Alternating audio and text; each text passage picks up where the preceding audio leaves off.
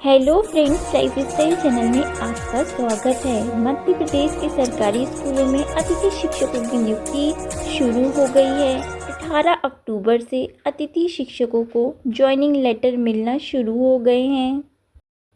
जिन अभ्यर्थियों को school allot नहीं हुए हैं वे परेशान बिल्कुल ना हों, क्योंकि 1-2 दिन में उनको भी स्कूल अलॉट होने लगेंगे। अभी उन अभ्यर्थियों को स्कूल अलॉट किए गए हैं जिनका स्कोर हाई था। उनके स्कोर कार्ड के नंबर के आधार पर ही उन्हें स्कूल अलॉट किए गए हैं। तो 200 से ऊपर नंबर वालों को ही स्कूल अलॉट किए गए हैं। जिनके अधिक नंबर हैं 200 या 200 तक, उनकी ज्वाइनिंग अभी हो जाएगी, क्योंकि उनको एक साथ किसी को 1 स्कूल अलॉट किया गया है, किसी को 2 स्कूल अलॉट किए गए हैं, किसी को 3 स्कूल अलॉट किए गए हैं, क्योंकि वो ज्वाइन तो एक ही स्कूल में कर पाएंगे। इस वजह से उसके बाद जिनके कम नंबर हैं 200 से कम, उनको स्कूल अलॉट किए जाएंगे। जिन अभ्यर्थियों का हाई स्कोर था उनको अभी स्कूल अलॉट किए गए हैं और धीरे धीरे करके ये लिस्ट नीचे आ रही है।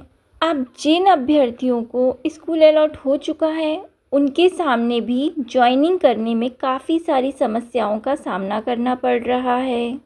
कई अभ्यर्थियों के सामने ये समस्या उत्पन्न हो रही है कि वो अपनी रिक्वेस्ट सेंड नहीं कर पा रहे हैं।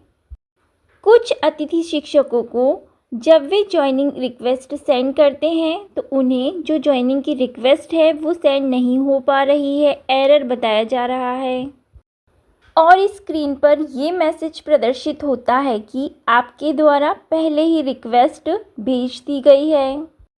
ये जो एरर आ रहा है ये उन्हीं अतिथि शिक्षकों की आईडी पर आ रहा है जिन्होंने इसके पहले वाली काउंसलिंग में 2024-25 में जिन अतिथि शिक्षकों ने ज्वाइनिंग ली थी, चाहे उन्होंने 1 महीने के लिए चाहे 2 महीने के लिए, मतलब बीच सत्र में उन्हें किसी अतिशेष या उच्च पद प्रभार के कारण हटना पड़ा, तो उन्हीं अतिथि शिक्षकों की आईडी पर इस प्रकार का एरर देखने को मिल रहा है। काफ़ी सारे अतिथि शिक्षकों को ज्वाइनिंग रिक्वेस्ट भेजते समय जो एरर आ रहा था वो सॉल्व हो गया है और कुछ अतिथि शिक्षकों के साथ ये जो एरर आ भी रहा है ये भी कुछ टाइम बाद खुद सॉल्व हो जाएगा। तो आप लोग इस एरर के लिए बिल्कुल परेशान ना हो, क्योंकि ये पोर्टल का प्रॉब्लम है। तो जैसे ही पोर्टल अपडेट होता है आप लोगों की जो ये प्रॉब्लम है ये खुद सॉल्व हो जाएगी। नेक्स्ट प्रॉब्लम ये आ रही है कि जब गेस्ट टीचर ने अपनी ज्वाइनिंग रिक्वेस्ट सेंड कर चुके हैं संस्था प्रमुख या शाला प्रभारी की आईडी पर, तो उनकी आईडी पर रिक्वेस्ट शो नहीं हो पा रही है। जैसा कि आप लोग जानते हैं, अगस्त में जिन अभ्यर्थियों की नियुक्ति हुई थी उनके साथ भी इस प्रकार की समस्या देखने को मिली थी। तो ये जो समस्या आ रही थी इसको डीपीआई स्तर से हल कर दिया गया है। तो आपकी जो रिक्वेस्ट है वो संस्था प्रमुख की आईडी पर दिखने लगेगी और यदि अभी भी कुछ अतिथि शिक्षकों की रिक्वेस्ट संस्था प्रमुख की आईडी पर शो नहीं हो रही है तो आप थोड़ा सा वेट कर लें। जैसे ही पोर्टल अपडेट हुआ उसके बाद उनकी ये प्रॉब्लम सॉल्व हो गई थी। तो आप लोग बिल्कुल परेशान ना हो, आपकी प्रॉब्लम भी जल्द से जल्द सॉल्व हो जाएगी। काफ़ी सारे अतिथि शिक्षकों के साथ एक समस्या और आ रही है कि स्कूल में पद रिक्त नहीं बता रहा है। जब अतिथि शिक्षक ज्वाइन करने के लिए स्कूल जाते हैं तो वहाँ पर उन्हें शाला प्रभारी या फिर प्राचार्य के द्वारा कहा जाता है कि संस्था में पद रिक्त नहीं है। ये जो समस्या उत्पन्न हो रही है ये संकुल प्राचार्य और प्राचार्यों की लापरवाही के कारण उत्पन्न हो रही है, हम ये कह सकते हैं। और ये भी कह सकते हैं कि ये जो समस्या है ये डीपीआई की समस्या है। डीपीआई के द्वारा अभी हाल ही में एक आदेश जारी किया गया था और उस आदेश में कहा गया था कि यदि आपको अतिथि शिक्षक की आवश्यकता है, तो कहने का मतलब ये है कि यदि आपको अतिथि शिक्षक की ज़रूरत है तो आपको रिक्वेस्ट भेजनी है और यदि नहीं भी है तो भी आपको रिक्वेस्ट भेज के बताना है कि आपको अतिथि शिक्षक की आवश्यकता नहीं है।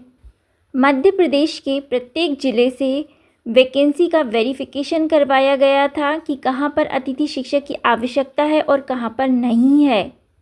वैकेंसी का वेरिफिकेशन करने में यदि प्राचार्यों या संकुल प्राचार्यों के द्वारा लापरवाही बरती गई है तो इसका खामियाजा अतिथि शिक्षकों को भुगतना पड़ रहा है। कुछ अतिथि शिक्षकों के साथ एक और नई समस्या उत्पन्न हो रही है कि प्राचार्य की आईडी या संस्था प्रमुख की आईडी पर रेफरेंस कोड नहीं आ रहा है। अगस्त में जिन अतिथि शिक्षकों की ज्वाइनिंग हुई थी, यही सेम प्रॉब्लम उन अतिथि शिक्षकों के साथ भी देखने को मिली थी, परंतु जैसे ही पोर्टल अपडेट हुआ ये वाली समस्या थोड़े टाइम बाद स्वतः ही समाप्त हो गई। इसलिए आपको बिल्कुल परेशान होने की ज़रूरत नहीं है। थोड़े टाइम बाद रेफरेंस कोड भी खुद प्रदर्शित होने वाले हैं। ये जो भी समस्याएं ज्वाइनिंग से रिलेटेड आ रही हैं, बस थोड़ा सा पेशेंस बना के रखें, जल्द ही सारी की सारी समस्याएं आपकी सॉल्व हो जाएंगी। इसी प्रकार की अपडेट पाने के लिए हमारे चैनल के साथ जुड़े रहें। Thank you friends. जानकारी अच्छी लगी हो तो वीडियो को लाइक, शेयर एंड चैनल को सब्सक्राइब कर दीजिए।